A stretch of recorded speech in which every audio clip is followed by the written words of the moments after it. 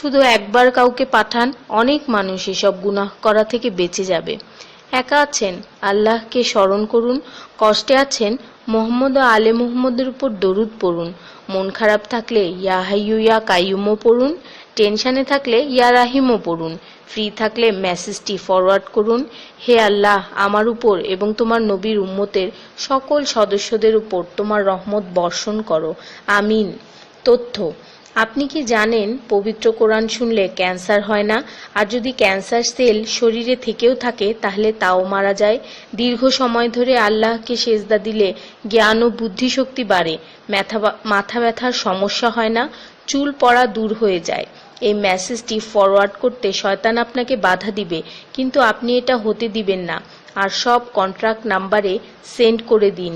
কোরআন ও নবীর সুন্নত ও তার সম্মানিত সাহাবী এবং আহলে বাইতের অনুসরণ করুন। ক্যান্সার একটি ভয়ঙ্কর রোগ। অনেক মানুষ আছে যারা নিজেরাই এটাকে দাওয়াত দিয়ে নিয়ে আসে। ছোট অথচ সাধারণ কিছু পদক্ষেপ গ্রহণ করলেই এই রোগ থেকে বাঁচা যায়। বেশিরভাগ মানুষ খাবারের পরপরই পানি পান করে নেয়। খাবারের পর পানি পান করলে রক্তে বিদ্যমান ক্যান্সারের জীবাণু থেকে তৈরি হওয়া ক্যান্সার সেলগুলোকে অক্সিজেন সরবরাহ করে। নবী পাক সাল্লাল্লাহু বলেছেন, খাবারের আগে পানি পান করা শেফা। খাবারের পরপরই পানি পান করা কলেরা রোগের কারণ। তাই সর্বোত্তম হলো খাবার শেষ করার কিছুক্ষণ পর পানি পান করা। তিনি আরো বলেছেন, 1 চিমটি লবণ খেয়ে খাবার শুরু করো আর 1 চিমটি লবণ দিয়ে খাবার শেষ করো। এ কথাগুলো তাদেরকেও জানিয়ে দিন যারা আপনার কাছে জীবনের চেয়েও প্রিয়। যদি কোনো ব্যক্তি ঘুমানোর সময় 21 বার বিসমিল্লাহির রহমানির রহিম পড়ে, আল্লাহ তখন ফেরেশতাদেরকে হুকুম দেন এই ব্যক্তির প্রতিটি নিঃশ্বাসের বদলে নেকি লেখা হোক। আপনার মোবাইলে যত নাম্বার সেভ করা আছে তাদের সবাইকে এটা ফরওয়ার্ড করুন, আর তখন দেখবেন কত মানুষ আপনার কারণে বিসমিল্লাহ পড়ছে। শেফা আর শেফা।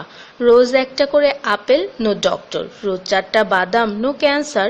রোজ একটা লেবু, নো ফ্যাট। রোজ 1 glass milk, no bones problem. রোজ 12 গ্লাস পানি, নো স্কিন প্রবলেম। রোজ 4টা খেজুর, নো উইকনেস। রোজ 5 ওয়াক্ত নামাজ, নো টেনশন। রোজ কোরআন অর্থসহ তেলাওয়াত, happy and happy. So don't stop forward please. স্কিনের জন্য অজুর পানি, হার্টের জন্য কোরআন তেলাওয়াত, স্বাস্থ্যের জন্য নামাজ, আর খুশি থাকার জন্য আল্লাহর জিকির করুন। জেনে রাখবেন, ভালো কথা প্রচার করা সৎকার সমতুল্য, সাথে 30 লাখ নেকি।